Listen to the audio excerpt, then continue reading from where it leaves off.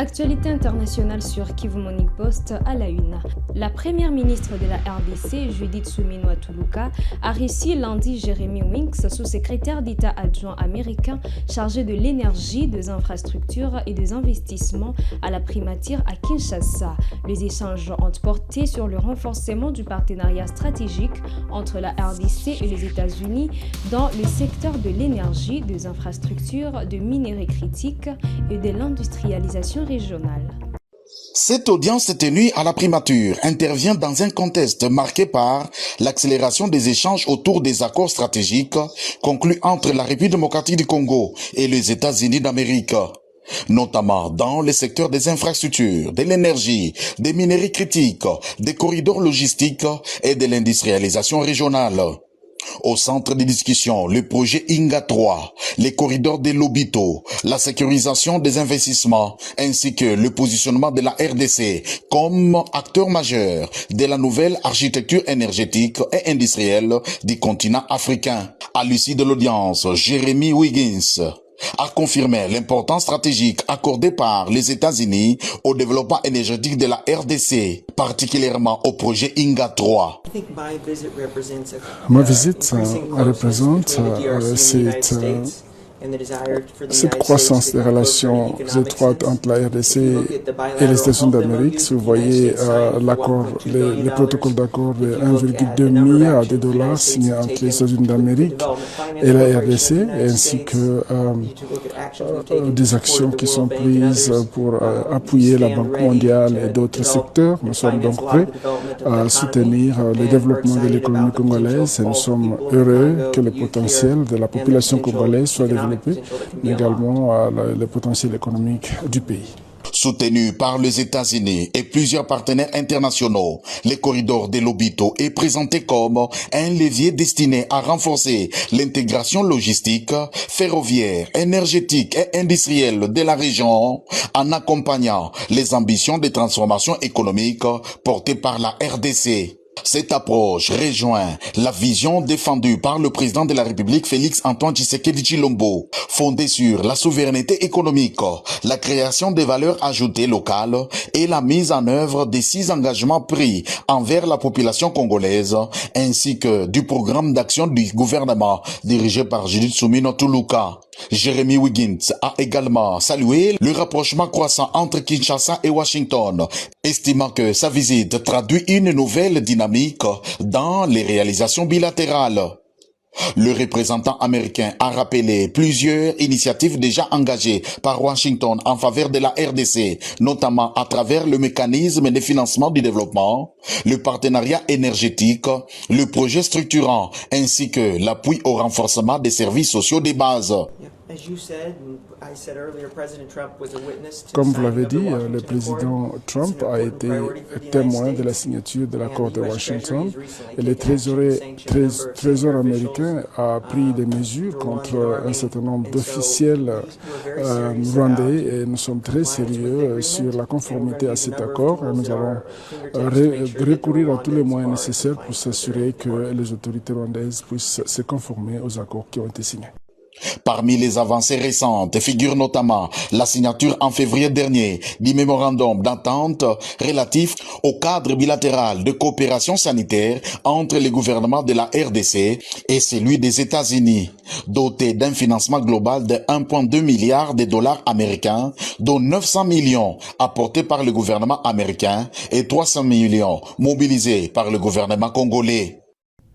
Un cas d'Ebola a été confirmé chez un citoyen américain en République démocratique du Congo. Les autorités américaines ont activé une cellule de crise interorganisation pour organiser la réponse sanitaire. Les patients, ici contacts à haut risque, vont être évacués vers l'Allemagne pour recevoir des soins spécialisés et limiter la propagation du virus. Une surveillance a été mise en place pour retracer la chaîne de transmission.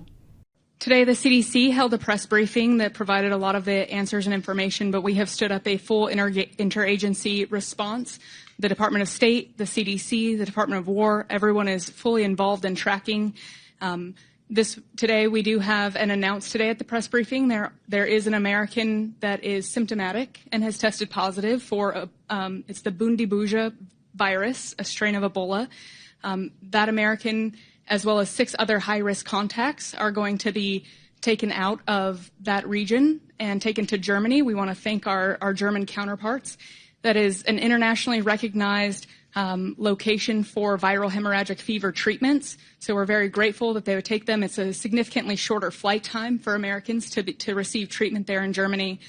For all other Americans, we have issued travel warnings.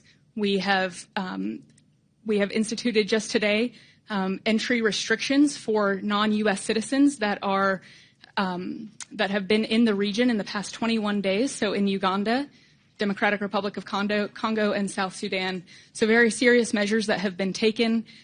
We are working to communicate very frequently with everyone. Your question was, should Americans be worried? Right now, there are no cases of Ebola in America. We want to keep it that way, and we are doing everything we can to support Americans in the region. Aucun cas d'Ebola n'a été enregistré au Gabon, a rassuré la ministre de la Santé Elsa Oyo, épouse Bivigou. Toutefois, face à la résurgence de l'épidémie dans certains pays de la région, les autorités sanitaires appellent les populations à rester vigilantes et à respecter les mesures de prévention. Mesdames et messieurs, chers compatriotes, la République démocratique du Congo a déclaré le 15 mai 2026 une épidémie de maladie à virus Ebola, comptabilisant à ce jour 8 cas positifs, 80 décès et 246 cas suspects enregistrés. Il s'agit de la 17e épidémie de fièvre hémorragique à Ebola survenant en RDC.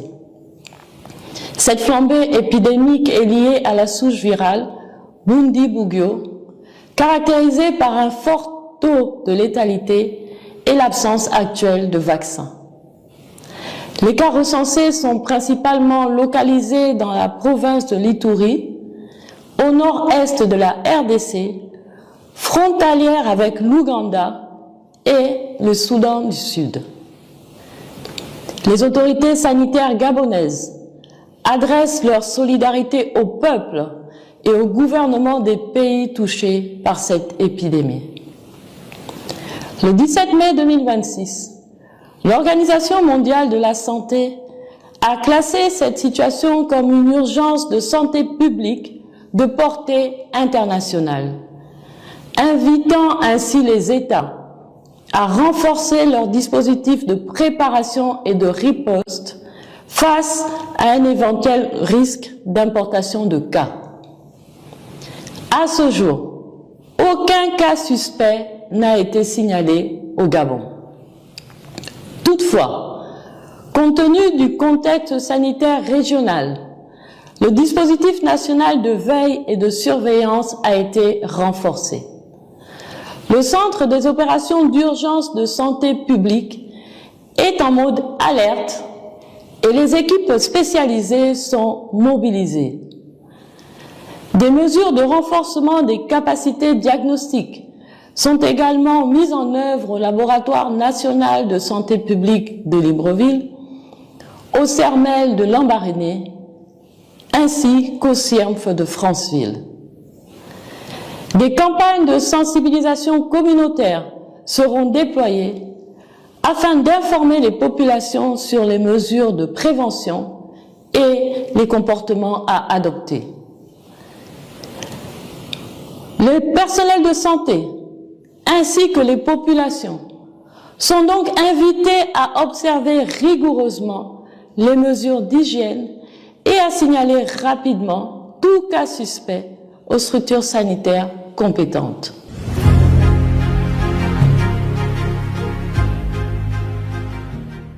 Une grève des transports publics accompagnée de manifestations a fortement perturbé la circulation lundi 18 mai dans plusieurs villes du Kenya, notamment dans la capitale Nairobi. Les protestataires dénoncent une nouvelle augmentation des prix des carburants jugée insoutenable dans un contexte des coûts de la vie déjà élevés. Reportage.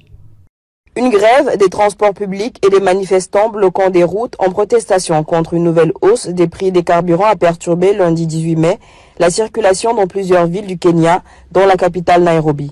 Le pays d'Afrique de l'Est dépend fortement des importations de carburant en provenance du Golfe et est durement touché par le blocage de fait du détroit d'Ormuz, par lequel transite habituellement 1/5 des hydrocarbures consommés dans le monde.